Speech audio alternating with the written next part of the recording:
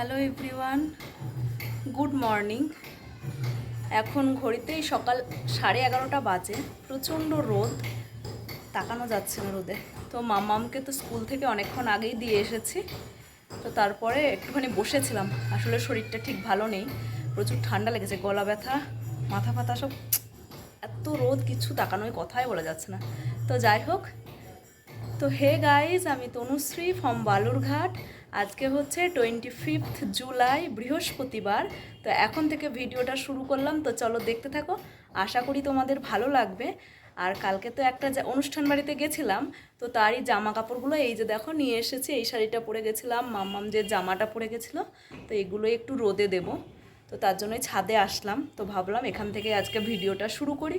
তো চলো দেখতে থাকো, আর দাঁড়াও তোমাদের ওয়েদারটা একবার দেখাচ্ছি।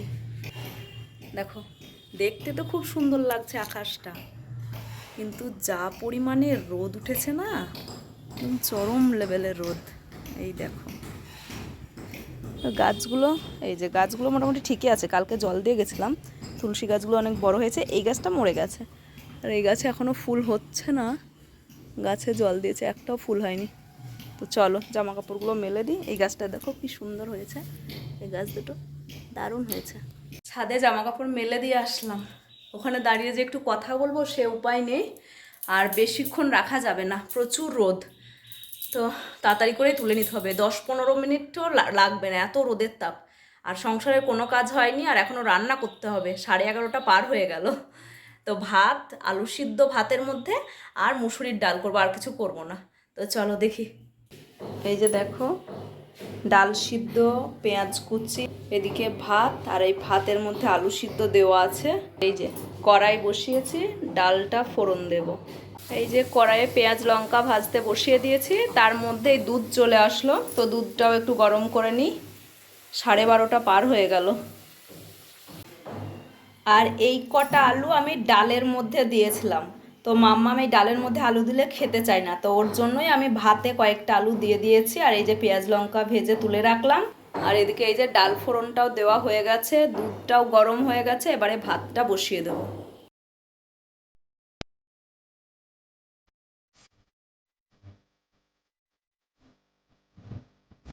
এখন যাচ্ছি মাম্মামকে আনতে, কিন্তু বৃষ্টি পড়ছে ফিস ফিস করে, সাইকেল নিয়েই যাচ্ছি।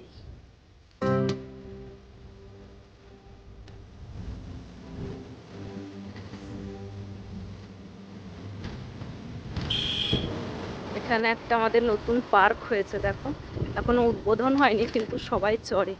এই যে, আর এই যে ওয়েদারটা, এখন ঘড়িতে বিকেল 3:45, আর আমার মাম্মামের অবস্থা দেখো, সর ওদিকে যা যা। এই দেখো দেখো, ঘুমানোর নাম নেই, কত করে বলছি মা একটু ঘুমা ঘুমা, 4টে বাজতে যাচ্ছে, ঘুমাবে তো আর না। তো এই যে পান্ডা ফান্ডা বার করে তার বদমাইশি চলছে। কই দেখি মাম্মা, কে ডাকলো রে? সারা দুপুর তো মা মেয়ে কেউ ঘুমায়নি, এখন 5টা বাজতে যায়। তো মাম্মা হচ্ছে ম্যাগি খাবে, মাম্মা ওটা রেখে আসো। তো তাই ঠেলে ঠেলে উঠিয়ে নিয়ে আসলো, তো দেখি ওকে একটু ম্যাগি করে দিই। 2টো প্যাকেট, আচ্ছা। আর টিভি তো চালিয়ে দিতেই হবে। ম্যাগি বানানোর জন্য গ্যাসে জল বসিয়ে দিয়েছি, তো এবারে জলটা গরম হলে ভালো করে ম্যাগিটা দিয়ে নেব। আর এই যে দুপুরের বাসন আছে, পরেই ধুয়ে নিচ্ছি, তার আগে মটরটা চালাই।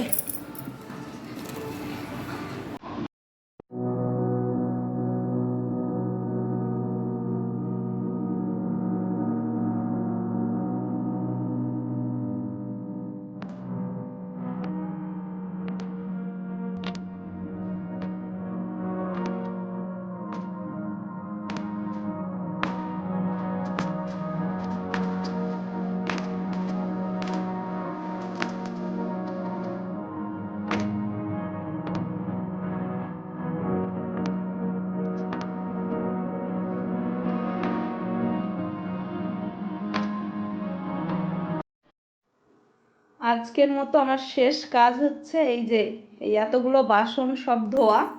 এরপরে বিছানা করাটা অবশ্য বাকি আছে, ঘরের জানালা দরজা সব বন্ধ করতে হবে, এগুলো বাকি। তো চলো এই বাসনের ঢাঁইটা আগে ধুয়ে কমপ্লিট করি।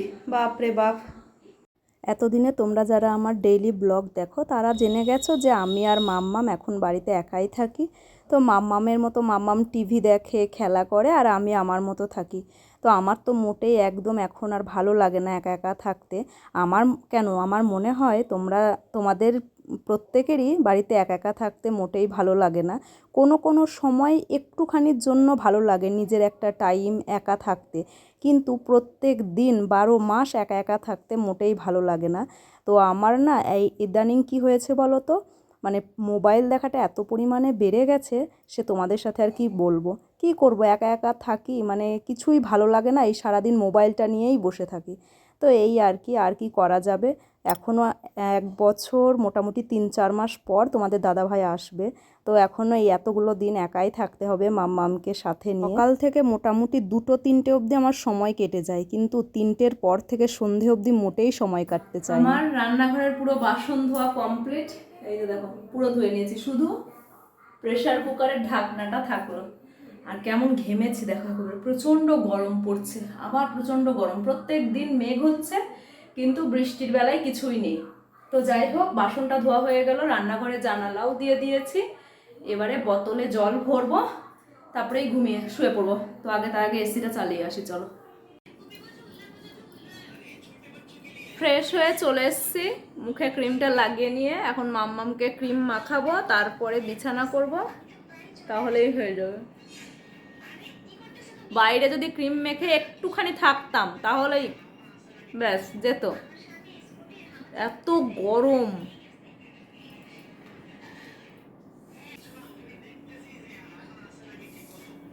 মাম্মামকে এবার একটু ক্রিম মাখিয়ে দিই, চলো।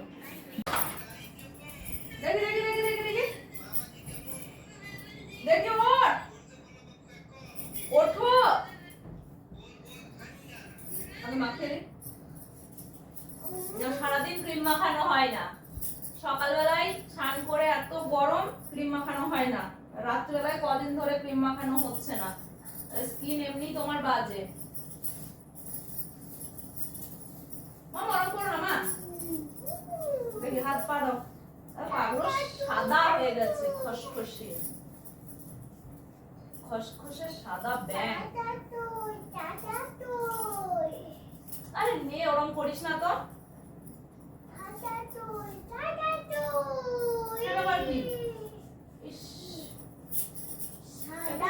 এই শোন মামা, একটু উঠবি, এবারে তোর দাঁড়া, মুখটা মাখ, দিতে মাখ সুন্দর করে, বেশি করে,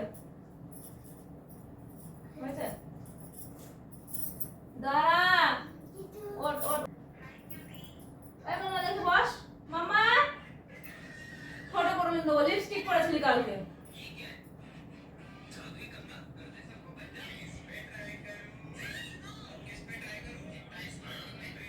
তো চলো, ভিডিওটা আজকে এখানেই শেষ করছি। তোমরা সবাই খুব ভালো থেকো, সুস্থ থেকো। আগামীকাল আরও একটা নতুন ভিডিও নিয়ে ফিরে আসছি।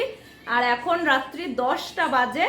তো যেহেতু দুপুরবেলায় ঘুমাই না, তার জন্য আমরা মামে আর কি করব, তাড়াতাড়ি করে খাওয়া দাওয়া সেরে বিছানায় চলে আসি ঘরে। তো এই আর কি। তো আজকের ভিডিওটা তোমাদের কেমন লাগলো অবশ্যই একটা লাইক দিয়ে বুঝিয়ে দিও, আর যদি ভালো লাগে তাহলে চ্যানেলটিকে সাবস্ক্রাইব করে আমার পাশে থেকো। আর চলো, আর অনেক ভালো ভালো শর্টস আপলোড করছি আমি, তোমরা দেখো যারা এখনো দেখোনি। তো চলো, বাই বাই, গুড নাইট, শুভরাত্রি।